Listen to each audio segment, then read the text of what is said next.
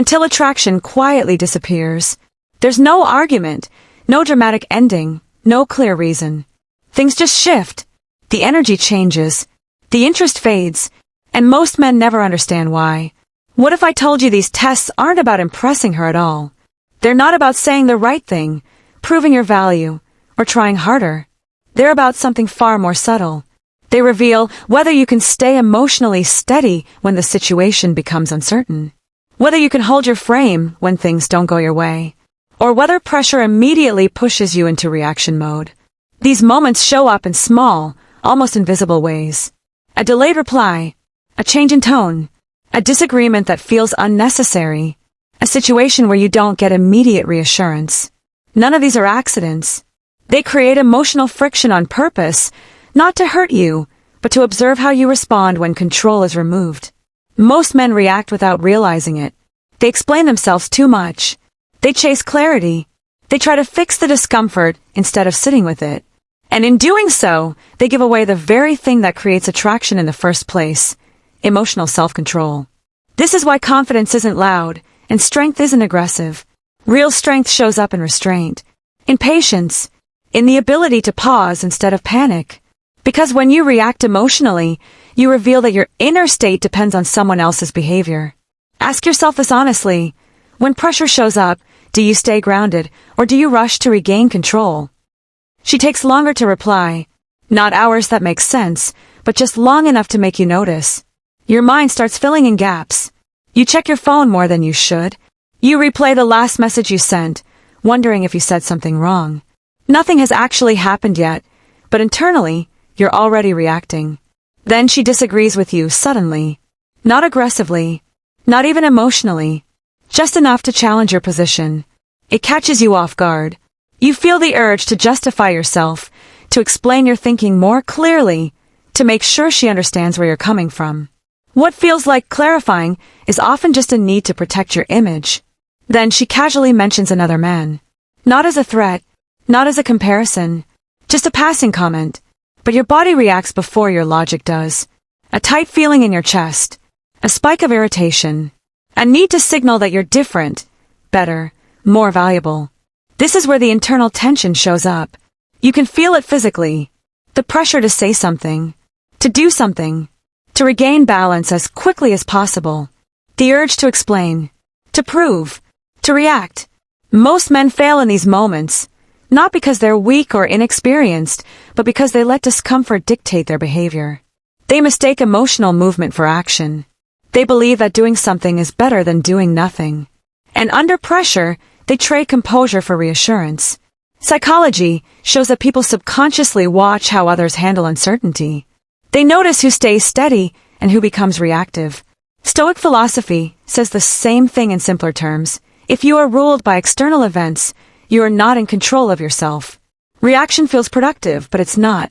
It's effort driven by fear. The more you explain, chase, or emotionally adjust, the more you signal that your inner state depends on someone else's behavior. That dependence is what weakens attraction, not the situation itself.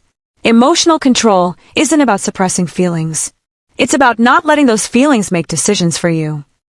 Women don't test men consciously most of the time. This isn't some calculated game or manipulation strategy. What's really happening is subconscious evaluation. Human beings naturally look for emotional safety, stability, and consistency, especially in close relationships. These tests are emotional filters that reveal how you handle pressure, uncertainty, and discomfort when things don't go exactly your way. Here are 8 of the most common ones, and why the Stoic response consistently separates men who command respect from men who chase validation. Test 1. Delayed replies. She pulls back communication. Not completely, just enough to create space. The weak reaction is anxiety. You reread messages, double text, add explanations no one asked for, or try to keep the conversation alive at all costs. The Stoic response is simple. You remain calm and occupied. You don't rush to fill silence. You don't treat her attention as oxygen. You understand that your time and focus matter too.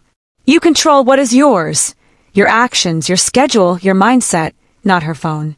Test 2. Emotional provocation. She challenges your opinion or disagrees unexpectedly. The weak reaction is defensiveness or escalation. You argue harder, raise your emotional tone, or try to dominate the conversation to win. The Stoic response is calm disagreement or even non-engagement. You don't need validation for your views. You don't confuse intensity with strength. You remember that you always have the option of not reacting. Test 3. Talking about other men.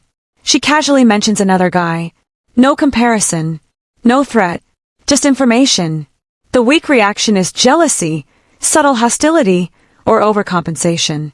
The Stoic response is neutrality. Sometimes silence. You don't compete with ghosts.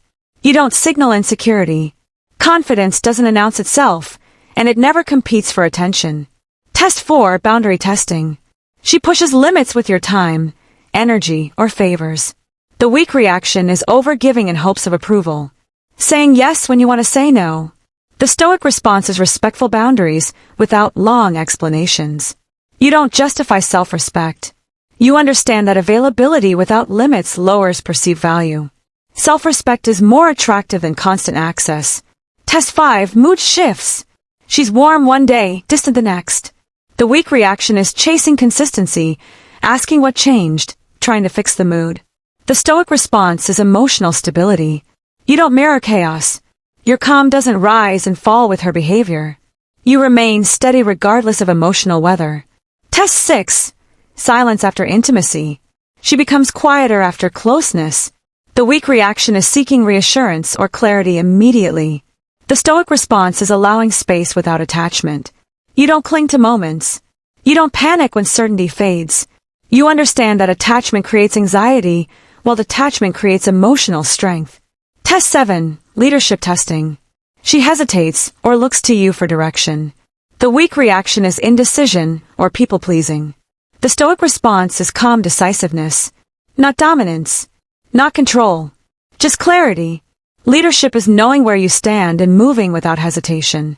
Test 8. Emotional mirroring. She watches how you handle stress, rejection, or disappointment. The weak reaction is emotional collapse or bitterness. The Stoic response is composed acceptance. You don't dramatize setbacks. You don't let emotions hijack your behavior. This is the final test, and the one most men fail without realizing it. Which of these tests have you experienced before? In daily situations where emotions usually take over. First, they pause before responding. This sounds simple, but it's where most people fail. When something triggers you, the urge to respond immediately feels almost automatic. Stoic men interrupt that impulse. They give themselves a moment to breathe, to think, to choose instead of react. Silence isn't weakness. It's discipline. It shows that you don't need instant emotional relief. You're comfortable letting things sit without rushing to fix, explain, or defend yourself. Next, they detach from outcomes. This doesn't mean they don't care. It means they don't tie their self-worth to someone else's reaction. If she responds warmly, fine. If she pulls back, also fine. Your value doesn't rise and fall based on attention, approval, or reassurance. The moment you stop needing a specific outcome, you regain control over your behavior. Detachment removes desperation, and desperation is what people feel immediately, even if nothing is said out loud. Stoic men also observe instead of performing. Most men try to impress when they feel uncertain. They talk more, explain more, give more, and adjust themselves to get a reaction. Stoic men don't do that. They pay attention. They notice patterns. They listen more than they speak. They don't chase moments. They stay consistent. They don't try to sell themselves because they don't see themselves as needing approval. Then there's mastery of the inner state. This is the core of everything. Calm isn't something you fake. It's something you practice. Stoic men work on regulating their emotions privately so they don't leak under pressure. They accept discomfort without rushing to escape it. They don't suppress emotions, but they don't let emotions dictate actions either. Calm is felt before it's seen, and people subconsciously respond to it because it signals safety, strength, and self-control. This is where the transformation happens. You stop reacting to every shift in behavior. You stop overthinking every interaction. You stop trying to control what you can't. Instead of feeling on edge, you feel grounded. Instead of anxious, you feel centered. Instead of blending in as another emotionally reactive man, you stand out as someone stable, composed, and reliable. That's what changes how people treat you. Not clever lines. Not tactics. Emotional discipline.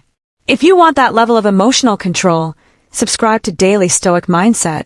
This channel is built for men who want strength on the inside, not just confidence on the surface. Men who refuse to be ruled by impulse and choose composure over chaos, even when it's uncomfortable. Like the video if this resonated. Share it with someone who struggles to stay calm under pressure. And stay focused on what you can control. Your composure is your power.